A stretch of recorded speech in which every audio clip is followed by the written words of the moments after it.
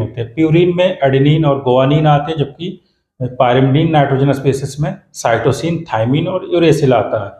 इनकी अगर हम बायोसिंथेसिस की बात करें तो इनका दो सिस्टम से इनका बायोसिंथेसिस होती है, एक डिनोवो पाथवे और दूसरा साल्वेज पाथवे।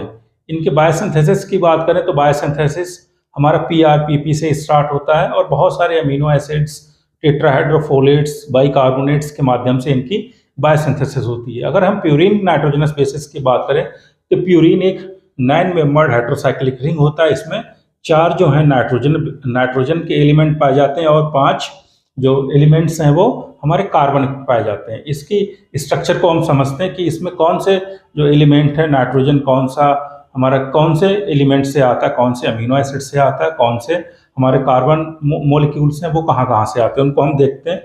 अगर हम बात करें चौथे कार्बन की, 5वें कार्बन की और 7वें नाइट्रोजन की, तो ये ग्लाइसिन से आते हैं। ठीक, कहाँ से आते हैं? ये ग्लाइसिन से। इनकी बायोसिंथेसिस, एक अमीनो एसिड होता है ग्लाइसिन, ठीक है। इनकी बायोसिंथेसिस में जो है ग्लाइसिन से C4, C5 और N7 आता है, जबकि हम C6 की बात करें, ठीक है, छठे जो नंबर पे है उसके कार्बन की बात करें तो ये हमारा बाइकार्बोनेट से आता है, HCO3 से, ठीक है। इस तरह से हमारा 6 कार्बन, 5 कार्बन, 4 कार्बन और 7 नाइट्रोजन की हो गई बात। इसके बाद अगर हम N1 की बात करें तो ये एस्पार्टिक एसिड या एस्पार्टेट से इसकी बायोसिंथेसिस होती है, ठीक है, एस्पार्टेट या एस्पार्टिक एसिड। इसके बाद अगर हम C2 और N10 की बात, C2 और C8 की बात करें तो ये होता है THF, ठीक है, टेट्राहाइड्रोफोलेट से इनकी बायोसिंथेसिस होती है, ठीक है। C2 और C8 की कहां से?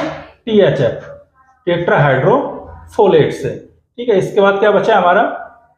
N3 और N9। इसकी जो बायोसिंथेसिस है ये ग्लूटामाइन, एक अमीनो एसिड होता है, उससे होती है। क्या?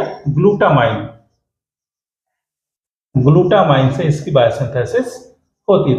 प्यूरिन में N1, C6, C5, C4 aspartate से इनकी बायोसिंथेसिस होती है, ठीक है, एस्पार्टिक एसिड या एस्पार्टेट से।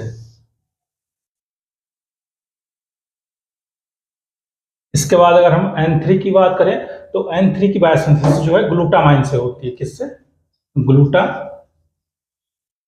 ग्लूटामाइन एक अमीनो एसिड होता है और C2 बाइकार्बोनेट से इसकी बायोसिंथेसिस होती है, ठीक है। तो इस तरह से N1, C6, C5, C4 aspartic acid से इसकी बायोसिंथेसिस होती है, जबकि N3 ग्लूटामाइन से और C2 हमारा बाइकार्बोनेट से इनकी बायोसिंथेसिस